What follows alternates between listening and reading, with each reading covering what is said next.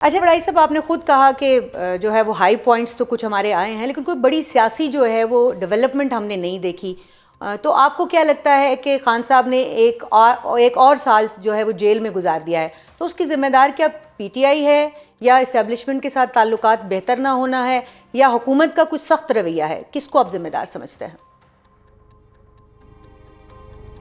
देखिए, हुकूमत से तो आप ये तवक्को ना करें ना कि वो अपनी सीट है तो इमरान खान को उस सीट पर बिठा दें। तो ये तो इमरान खान को कोशिश करनी है। तीसरी बात यह है कि इमरान खान की स्ट्रेटजी या उनके लोगों की स्ट्रेटजी या उनके डाई हार्ड लोगों की स्ट्रेटजी तो ये है कि मुक़्तदरा की मौजूदा सेटअप को भी गिराना और हुकूमत को भी गिराना। तो वो एक ही बॉल में दो विकटें गिराना चाहते हैं। तो इसलिए उन्होंने अभी तक ना कोई हुकूमत से संजीदा मुज़ाकरात किए और ना मुक़्तदरा से। और वो दोनों ये कहते हैं कि मुक़्तदरा ये कहती है कि हुकूमत से आपने मुज़ाकरात करने हैं तो करें, और पीटीआई कहती है कि हमें इनसे मिलेगा क्या, ये तो है ही डमी, हम तो इनसे मुज़ाकरात ही नहीं करते। तो ये एक डेडलॉक का शिकार हैं जिसमें कोई पेशरफ्त नहीं हो रही। बड़ाई साहब, आप जैसे अभी कह रहे थे, जब पीटीआई से बात करें तो वो कहते हैं कि हुकूमत के पास तो इख्तियार ही नहीं है, और जब हुकूमत से बात करें तो वो कहते हैं कि पीटीआई में कोई ऐसा बंदा ही नहीं है जिससे बात करें। फिर अचकज़ई साहब का किरदार जो है वो सामने आ जाता है, अचकज़ई साहब को जो है वो एक मेन जो रोल है वो दे दिया जाता है, लेकिन उसके ऊपर भी दोनों तरफ से इत्तेफाक कहीं दिखाई नहीं देता। तो आपको लगता है ये मुज़ाकरात की जो बेल है ये किसी तरह से कोई मुंडे चढ़ेगी, या बस ऐसे ही चलता रहेगा आगे? नहीं, फ़िलहाल तो जब तक किसी कप में कोई तब्दीली नहीं आती या कोई अनहोना वाक़या नहीं होता, या तीसरा कि कोई इसकी संजीदा कोशिश नहीं की जाती कोई पब्लिक सेंटीमेंट को जो है वो मुनज़्ज़म करने की, क्योंकि इस वक्त पीटीआई की तो स्ट्रीट पावर नहीं है। हमने देखा है मुसलसल वोट पावर उनकी होगी, लेकिन हुकूमतें हटाने के लिए या दबाव डालने के लिए जिस स्ट्रीट पावर की ज़रूरत होती है वो अब उनके पास नहीं है। बड़ाई साहब, 2026 में खान साहब जेल में उन्होंने जो है वो आप देख रहे हैं कि अगला साल भी वो जेल में ही हैं, या फिर कोई माइनस इमरान की बातें भी हो रही हैं, और ये भी कहा जा रहा है कि जो एमक्यूएम वाला फार्मूला है उसके ऊपर अगर आ जाएं तो पीटीआई, वो जो आप अनहोनी बात कर रहे हैं, तो मुझे ये लगता है कि जो माइनस इमरान खान है उस तरफ क्या बढ़ सकते हैं? आपका तज्जिया इसके हवाले से क्या है? देखिए, मैं तो ज़ाहिर है किसी को भी कैद में रखने के हक़ में नहीं ज़ाती तौर पर जी। तो लेकिन कोई ऐसी इम्कान मुझे नज़र नहीं आता कि इसमें कोई तब्दीली आएगी हुकूमत के और मुक़्तदरा के। और दूसरा, मैं ये भी नहीं समझता कि -1 हो जाएगा, क्योंकि हमने माजी में भी देखा कि भुट्टो साहब को भी -1 करने की कोशिश की गई, मुस्तफ़ा जतोई, कौसर नियाज़ी, हनीफ रामे साहब, कई लोग सामने आए, मुस्तफ़ा खर साहब सामने आए, नहीं हो सका।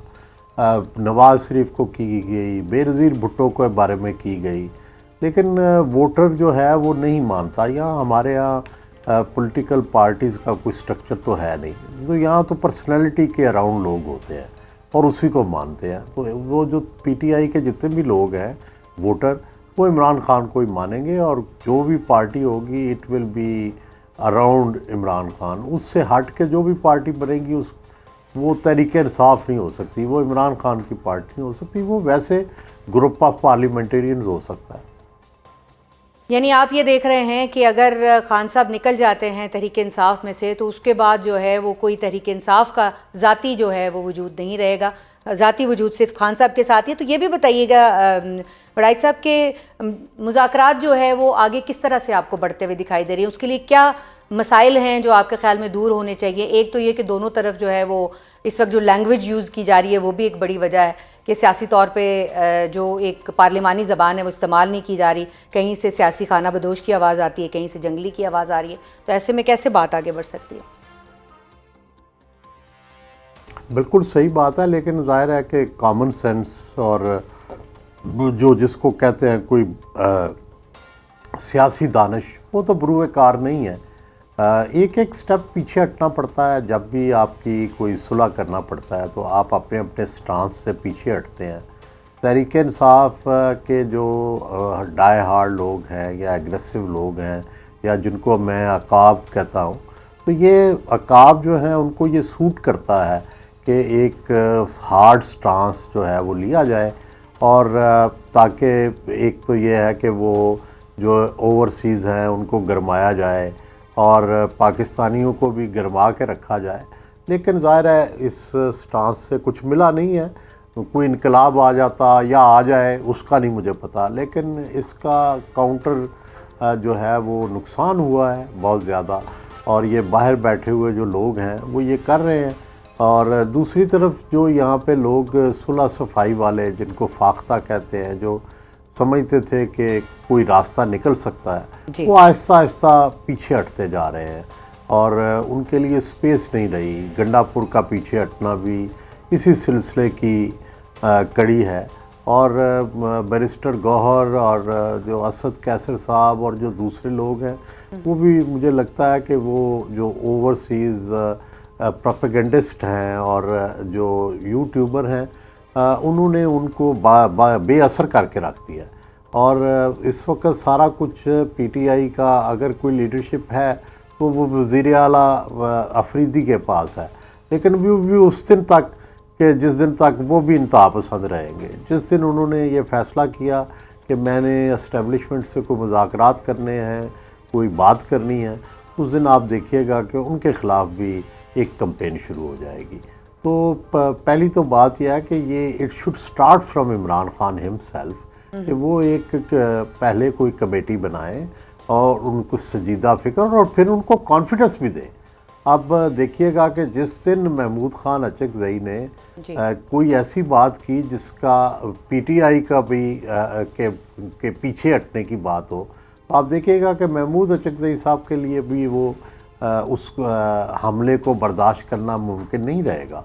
तो ये एक प्रॉब्लम है जिसको पीटीआई ही को ख़ुद ही टैकल करना चाहिए। रऊफ़ हसन साहब को किस तरह से उन्होंने हटाया, किस तरह से, पूरी एक कहानी है कि जो भी बंदा मुज़ाकरात करने की या एक मॉडरेट रास्ता ढूंढने की कोशिश करता है, उसके ख़िलाफ़ एक कैंपेन शुरू हो जाती है। और दूसरी तरफ इस्टेब्लिशमेंट भी और हुकूमत भी, वो तो ज़ाहिर है रास्ता ही नहीं देना चाहते ना उनको। वो समझते हैं कि ये इनको रास्ता दिया तो ये हमें गिरा देंगे। तो इनको ये जब तक ये एश्योरेंस नहीं देते कि हम आपको गिराएंगे नहीं, तो वो इन्हें रास्ता क्यों दें। सोहेल आफरीदी साहब का आपने जिक्र किया है वराइद साहब, तो आपको क्या लगता है कि सोहेल आफरीदी जो उनका इस वक्त तर्ज़ हुक्मरानी है अपने सूबे के अंदर, क्योंकि सिर्फ जो है वो स्ट्रीट मूवमेंट से तो मामलात आगे नहीं बढ़ते, सूबे के अंदर एज एन एग्जेक्टिव कोई कारकर्दगी भी दिखानी होती है, तो उनकी तर्ज़ हुक्मरानी को कैसे देखते हैं? और आप ये जो उनका दौरे पंजाब था, इसका उनको कोई सियासी फ़ायदा हुआ है या नुकसान हुआ है? स्ट्रीट मूवमेंट की बात तो वो कर रहे हैं। देखिए, जब क्राइसिस होता है ना, या जब आप एजिटेशन के मोड में होते हैं, तो उस वक्त कारकर्दगी और ये वो, इस वक्त तो उनको सिर्फ इस चीज़ पे देखा जा रहा है कि how steadfast he is, how agitative he is, how जो है किस तरह ही इज़ डिफाइंट और नॉट। तो इसी पे उन पे तालियां बज रही हैं।